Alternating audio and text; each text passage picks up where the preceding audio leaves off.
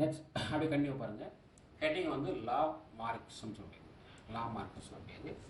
லா marks சொல்லக்கூடியது என்னென்னு பார்த்தீங்கன்னா, அது ஒரு சயின்டிஸ்ட் நேம். அவர் வந்து உருவாக்கின கொள்கை அதே பேரில் தான் இருக்குது. பேர் பார்த்தீங்கன்னா ஃபஸ்ட்டு வந்து ஜீன் பேப்டிஸ்ட் லாமார்க் அப்படின்னு சொல்லி சயின்டிஸ்ட். இவர் வந்து பார்த்தீங்கன்னா 1744 to 1829 இவருடைய லைஃப் காலம். வாசிய ஃப்ரெஞ்சு நேச்சுரலிஸ்ட்னா இவர் வந்து ஃப்ரெஞ்சு நாட்டை சேர்ந்த ஒரு அறிவியலர். அதாவது அறிவியல்னா இயற்கை அறிவியலர். Well known for his theory evolution. இவர் வந்து பரிணாமத்தை பற்றி கொள்கை பரிணாம கோட்பாடுகள் வெளியிட்டிருக்காரு.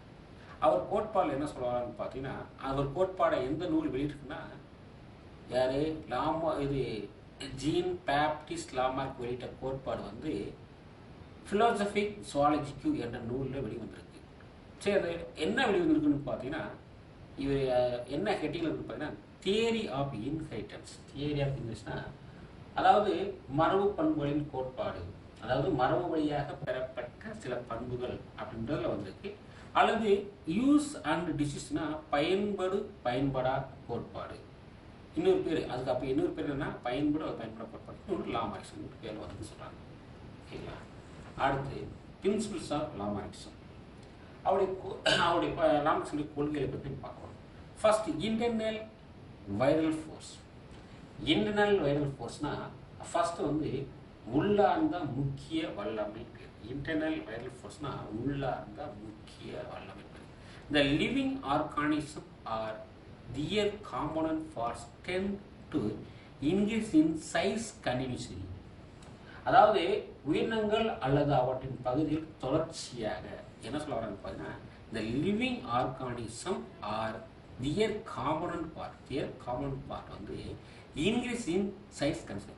அதாவது ஒவ்வொரு உயிரினங்களுடைய பார்ட் வந்து தொடர்ச்சியாக படிப்படியாகத்தான் வளரும், படிப்படியாகத்தான் அது வளரும் அப்படி சொன்ன கோட்பாடு. படிப்படியாக என்ன செய்யும், அது வந்து வளரும் சொல்றாங்க.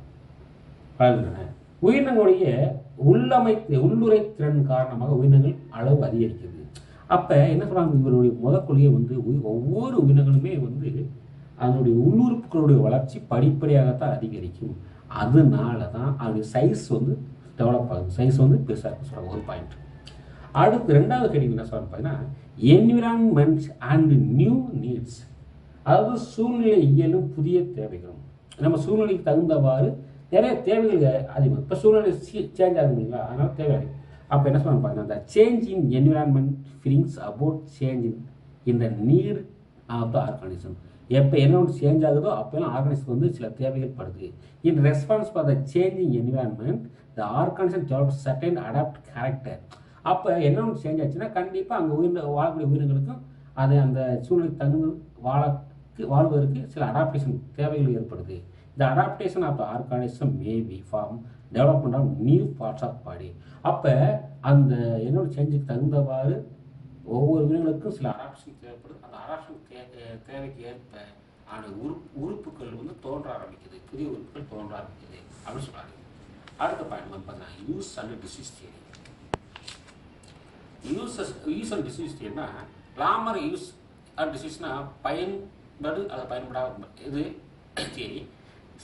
அப்புறம் ஆர்கானிசம் யூஸ் என்னது கான்ஸ்டன்ட்லி, அதாவது கான்ஸ்டன்ட்லினா அது கான்ஸ்டண்டாக இருக்க சொல்லக்கூடியது. அதாவது பயன்படும் மற்றும் பயன்படுத்தாத கோட்பாடு இல்லாமல் உறுப்புகளின் பயன்படும் மற்றும் பயன்பட கோட்பாடின்படி ஒரு உறுப்பை தொடர்ச்சியாக பயன்படுத்தும் போது உறுப்பு நன்கு வளர்ச்சி அடைகிறது. அதாவது கான்ஸ்டண்டாக ஒரு உறுப்பை வந்து கான்ஸ்டண்டாக எந்த ஆர்கனை வந்து திரும்ப திரும்ப யூஸ் பண்ணுறோமோ அந்த ஆர்கன் வந்து க்ரோ ஆகிட்டே இருக்கும். அதான் சொல்கிறாங்க, இந்த ஆர்கன் அதாவது டெவலப்டு வெல் அண்ட் கெட்ஸ் என்னது ஸ்ட்ரென்த்னா, இப்போ நீங்கள் வந்து உங்களுக்கு 2 ஹேண்ட் இருக்குது, நீங்கள் ரைட் ஹேண்ட் அதிகமாக யூஸ் பண்ணால் ரைட் ஹேண்ட் வந்து லெஃப்ட் ஹேண்டை விட நல்லா ஸ்ட்ராங்காக இருக்கும். அப்போ நீ எந்த உறுப்பை வந்து அதிகமாக பயன்படுத்துறீங்களோ அது ஸ்ட்ராங்காக இருக்குது, எதை நீங்கள் பயன்படுத்துறீங்களோ அது ஸ்ட்ராங்காக இருக்காது. அதான் பயன்படுத்தாமல் யூஸ் பண்ண முடியாது. சரிங்களா? It is not organ used long time, it is gradually. அது கொஞ்சம் கொஞ்சமாக செய்யறது, கொஞ்சம் கொஞ்சமாக அழிந்து போகும். டீஜெனரேஷன் என்னது அழிந்தே போகும் சொல்கிறாங்க. அடுத்துவாங்க இந்த ancestor of giraffe were provide with short neck. Giraffe சொல்லக்கூடிய ஒட்டகம் சொல்கிறாங்க இல்லையா, ஒட்டக சிவிங்கி சொல்லுவாங்க. ஆமாம், அது வந்து பார்த்தீங்கன்னா ஃபர்ஸ்ட் வந்து நெக்கு வந்து ஷார்ட்டாக தான் இருந்துச்சு. அதே மாதிரி அது 4 லிம்ஸும் ஷார்ட்டாக தான் இருந்துச்சு. ஆனால் அதுக்கு ஸ்டோரேஜ் தான் கிராஸ் இருப்பாருங்க. கிராஸில் வந்து கிராஸெல்லாம் வந்து இல்லை. அதுக்காக உணவுக்காக என்ன பண்ணுதுன்னா மரங்கள், சில மரங்கள் இருப்பாருங்க. அந்த மரங்கள் லீவ்ஸ் தேவைப்படுது. அப்போ லீவ்ஸ் ஃப்ரம் ட்ரீஸ். அப்போ அது உணவுக்காக எது, அதாவது ஒரு ஒட்டகச்சிவி இருக்குன்னா அந்த ஒட்டகச்சிவியுடைய கழுத்து வந்து முதல் வந்து சிறுசாக தான் இருந்துச்சு. குட்டையான கழுத்து, குட்டையான முன்னங்காலம் இருந்துச்சு. 4 லிப்ஸ் முன்னங்கால் இருந்துச்சுன்றாங்க. அது புற்களுடைய பற்றாக்குறை காரணம். உணவு வந்து எது புற்களத்தில் மேயும், அந்த புற்கள் வந்து பற்றாக்குறை இருக்கிறதுனால அது மரங்களுடைய இலைகளை சாப்பிட ஆரம்பிச்சிச்சு. அப்போ அது என்ன செஞ்சுன்னா the continuous stretching their neck and 4 limbs the result development long neck and long 4 limbs. அதை வந்து உணவுக்காக மரங்களுடைய இலைகளை சாப்பிட்றதுக்காக கழுத்தை நீட்டி நீட்டி முன்னங்களை தூக்கி வைக்கும் பொழுது அது ஆட்டோமேட்டிக்காக வந்து ஹைட்டாக வந்துருச்சு சொல்கிறாங்க. The example constant use theory, அது திரும்ப அதை யூஸ் பண்ணுது. இந்த ஜெனட் விங் ஹிவின்னு சொல்லக்கூடிய ஒரு பேர்டு இருக்குது. அந்த ஹிவின்னு சொல்லக்கூடிய பேர்டு வந்து அந்த விங்ஸை யூஸ் பண்ணனால அதனால் பறக்க முடியாது. ஹிவின்னு சொல்லக்கூடிய ஒரு பறவை தான், அதனுடைய விங்ஸை வந்து அதை யூஸ் பண்ணாமல் இருந்து விட்டுருச்சு. யூஸ் பண்ணாமல் விட்டதுனால அது கொஞ்சம் மறைச்சு சொல்கிறாங்க. அடுத்த ஹெட்டிங் வந்து theory of inheritance of acquired characters போயிடுது. அப்போ theory of inheritance of acquired characters இல்லைச்சுன்னா பார்க்குறேன். மரபு வழி பெறப்பட்ட பண்புகளின் கோட்பாடு. When there is change in the environment, the animals respond to the changes. அதாவது சூழ்நிலையில் ஏற்படக்கூடிய மாற்றங்கள் ஏற்படும் போது விலங்குகளும் அந்த மாற்றங்களுக்கு எதிர்வினை புரிகின்றன. மாற்றங்களை தாக்கிக்கள் எதிர்வினை புரிகின்றன சொல்றாங்க. இந்த character development by animals during their life time. அதாவது அது வாழ்நாள் முழுவதும் அதை பெற்று வாழ்வதற்கு தன்னை மாற்றிக்கொள்கிறதுன்னு சொல்றாங்க. ஓகேங்களா? அடுத்து பாருங்க. The response to the environmental change is called acute character. அதை பெற்றுக்கொள்வதற்காக மாற்றிக்கொள்வது அதுதான் acute character. According to the Lamarck, acute character is transmitted to the offspring by the process inheritance. அந்த acute character வந்து எங்க டிரான்ஸ்மிட் ஆகுதுன்னா மரபு வழியாக சந்ததிகளுக்கும் சந்ததிகளுக்கும் பெற்றுக்கொள்கின்றன சொல்றாங்க. அப்ப ஒரு உயிரினருக்கு அங்க வாழக்கூடிய அந்த என்விரான்மெண்ட்ல சில சேஞ்சஸ் ஏற்படும் பொழுது புதிய உறுப்புகள் உருவாகுது. அந்த புதிய உறுப்புகள் வந்து மரபு வழியாக அடுத்த நெக்ஸ்ட் ஜெனரேஷனுக்கு அது ஃபார்ம் ஆகுதுன்னு சொல்றாங்க. ஓகேங்களா? அது சொல்லக்கூடிய அந்த லாமார்க்ஸ் தியரி. அடுத்து நம்ம என்ன ஹெட்டிங் பார்க்க போறோம்னு பார்த்தீங்கன்னா பாருங்க, Darwinism or theory of natural selection. Darwinism அல்லது இயற்கை தேர்வு கோட்பாடு அப்படின்னு சொல்லுவாங்க.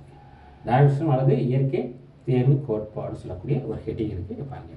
இதில் சார்லஸ் டார்வின் சொல்லக்கூடிய சயின்டிஸ்ட் வந்து 1809 to 1882 was the great naturalist and philosopher of 18th century.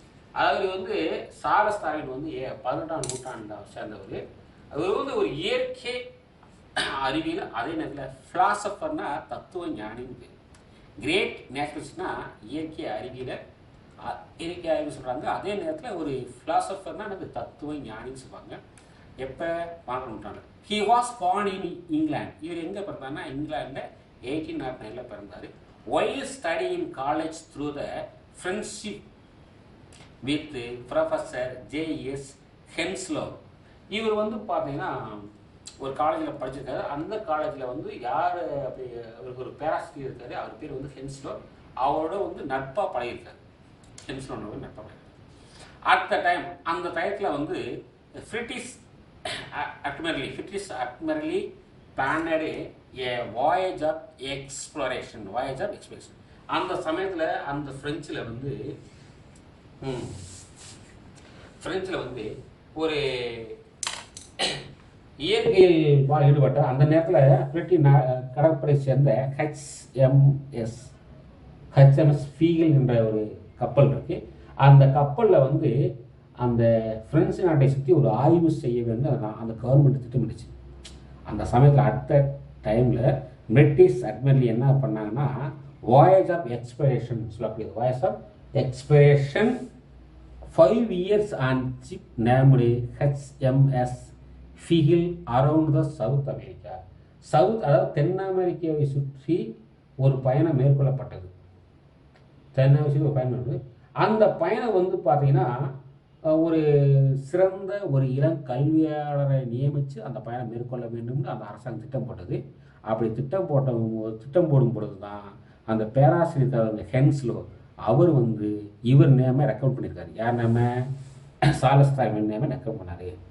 அதான் Henslow asked nominate the young naturalist the voyage. The Darwin was given opportunity. அந்த டார்வின் வந்து அந்த ஆப்பர்ச்சுனிட்டி ஏற்றுக்கொண்டு அப்போ அந்த சார்லஸ் டார்வின் வந்து 5 இயர்ஸாக எப்போன்னு பார்த்தீங்கன்னா 1831லேருந்து 35 வரைக்கும் voyage of he visited many parts of South America. Many parts of இந்த வேர்ல்டு, அதாவது வேர்ல்டுனா சவுத் அமெரிக்கா, அதாவது வேர்ல்டே சுற்றி வந்துருக்காரு அந்த 5 வருஷம். வேர்ல்டை சுற்றி வந்தாருன்னு சொல்கிறாங்க இல்லை, வேர்ல்டை வந்து சுற்றி வந்தார். அடுத்து வேர்ல்டு ஏன் இந்த நம்பர் ஆஃப் இஸ்லாண்ட்ஸ் இன்க்ளூடிங் கேலபேஜஸ் இஸ்லாண்ட், அதேமாரி பெசிபிக் இஸ்லாண்ட். இவர் வந்து பார்த்தீங்கன்னா அந்த 5 இயர்ஸாக பசிபிக் கடலில் அப்படியே சுற்ற ஆரம்பிச்சிருக்காரு. பசிபிக் கடல் ஒரு கிட்டத்தட்ட இவர் வந்து கேலபாக்ஸ் தீவு மற்றும் பசிபிக் உள்ளிட்ட பல தீவுகளையும் உலகில் இருக்கக்கூடிய Darwin made elaborate observation nature of the land எல்லாத்தையும் சுற்றி பார்த்தார். கிட்டத்தட்ட அவர் வந்து பார்த்தீங்கன்னா அதுலேயும் சுற்றி பார்க்கும்போது plants and animals region visited. He further worked for a period 20 years to develop theory natural. அவர் நேச்சுரல் செலெக்ஷன்னா இயற்கை தேர்வை பற்றி ஒரு 20 ஆண்டுகளாக அந்த பணியை செஞ்சுருக்காரு. அந்த 5 இயர்ஸ் வந்து அந்த கப்பலில் உலகத்தை சுற்றி வந்திருக்காரு. அதே நேரத்தில் 20 ஆண்டுகளாக இந்த இயற்கை தேர்வை பற்றி தெரிந்து கொண்டார். ஒவ்வொரு தாவரங்களும் எப்படி இருக்குது, அவருடைய வாழ்க்கை முறை என்ன,